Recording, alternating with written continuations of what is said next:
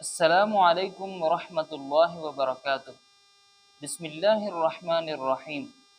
معزز ناظرین، میں امید کرتا ہوں کہ آپ سب لوگ خیریت سے ہوں گے۔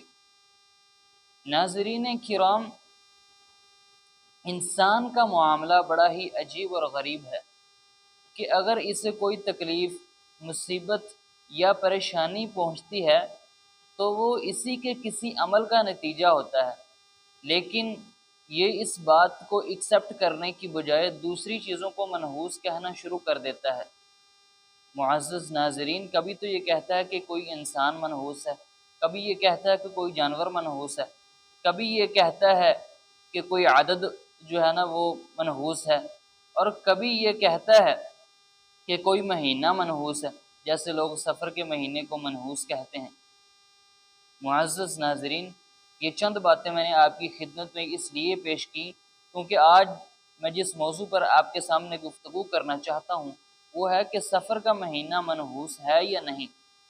معزز ناظرین، اس بات کا جواب ایک جملے میں تو یہ ہے کہ سفر کا مہینہ منحوس کسی بھی لحاظ سے نہیں ہے، لیکن بات یہاں ختم نہیں ہو جاتی، بلکہ میں اس کی وضاحت آپ کے سامنے پیش کرتا ہوں۔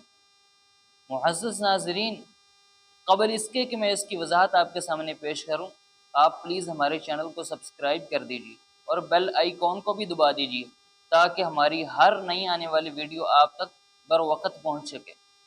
تو چلیے ناظرین، سفر کا مہینہ منحوس ہے یا منحوس نہیں ہے، اس پر کچھ بات کر لیتے ہیں۔ ناظرین کرام، جیسا کہ میں نے آپ کے سامنے عرض کیا کہ سفر کا مہینہ منحوس نہیں ہے۔ ناظرین، جاہلیت میں مشرکین اس مہینے کو منحوس سمجھا کرتے تھے، لیکن آج افسوس کی بات ہے کہ 1400 سال گزر چکے، جاہلیت کو ختم ہوئے اور اسلام آ چکا، 1400 سال گزر چکے، لیکن اس کے باوجود مسلمانوں سے یہ چیز ختم نہ ہو سکی، وہ آج بھی اس مہینے کو منحوس سمجھتے ہیں۔ یہ بہت افسوس والی بات ہے۔ معزز ناظرین، مشرکین اس مہینے کو منحوس کیوں سمجھتے تھے، کیا آپ جانتے ہیں؟ اگر نہیں جانتے تو پھر سنیے۔ اصل میں مشرکین جو تھے نا، وہ ہر وقت جنگ و جدال کرتے رہتے تھے، لڑائی جھگڑا کرتے رہتے تھے، بہت شوق کے ساتھ یہ کام کیا کرتے تھے۔ اب 3 ماہ ذوالقعدہ، ذوالحج اور محرم، یہ تینوں حرمت والے مہینے ہیں ناظرین کرام، ان مہینوں میں لڑائی نہیں کی جاتی، وہ بھی ان مہینوں کا احترام کیا کرتے تھے۔ لیکن ناظرین کرام، جو ہی یہ 3 مہینے گزرتے اور سفر کا مہینہ آتا تو ہر طرف لڑائی، قتل و غارت پھیل جاتی۔ اب وہ ظالم منحوس تو خود تھے کیونکہ لڑائی ہر طرف جو ہے نا وہ پھیلا دیتے تھے، لیکن وہ کہتے کیونکہ سفر سٹارٹ ہوتے ہی ہر طرف قتل و غارت پھیل جاتی ہے، اس لیے سفر کا مہینہ منحوس ہے۔ معزز ناظرین، ان کی یہ بات درست نہیں تھی، اور آج کے مسلمانوں کا یہ عقیدہ بھی درست نہیں ہے کہ سفر کا مہینہ منحوس ہے۔ ناظرین کرام، آئیے میں کچھ احادیث آپ کو ایسی سناتا ہوں جن میں رسول اللہ صلی اللہ علیہ وسلم نے اس بات کی تردید کی ہے کہ سفر کا مہینہ منحوس۔ معزز ناظرین کرام، صحیح بخاری کی پہلی حدیث جو میں آپ کے سامنے پیش کرنا چاہتا ہوں وہ صحیح بخاری کی ہے۔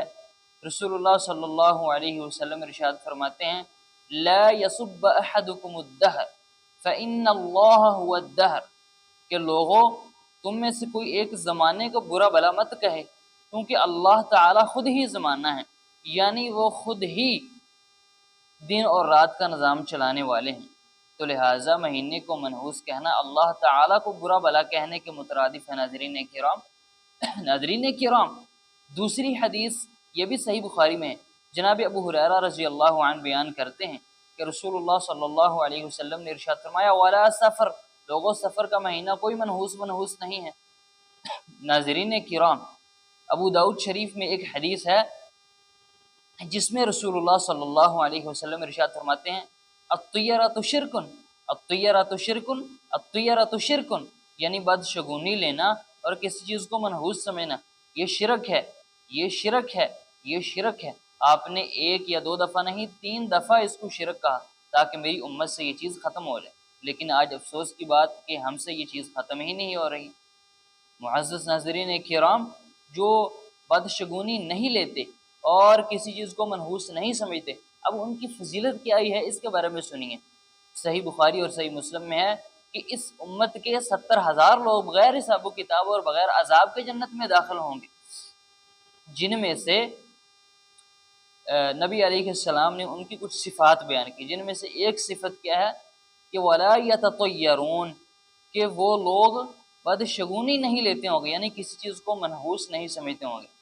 ناظرین کرام، سفر کے مہینے کے تعلق سے ہمارے ہاں کئی توہمات پائے جاتے ہیں، مثلا اس مہینے میں شادی نہ کرنا اور چنے بنا کر لوگوں میں تقسیم کرنا تاکہ بلائیں ٹل جائیں، اور پھر آٹے کی 365 گولیاں بنا کر مختلف تالابوں میں ڈال دینا تاکہ جو ہے وہ مصیبتیں ٹل جائیں اور رزق میں برکت ہو۔ اور پھر اسی طریقے سے خاص طور پر اس مہینے کو مردوں کے لیے منحوس سمجھنا، اور پھر اس کی 13 تاریخ کو، جس کو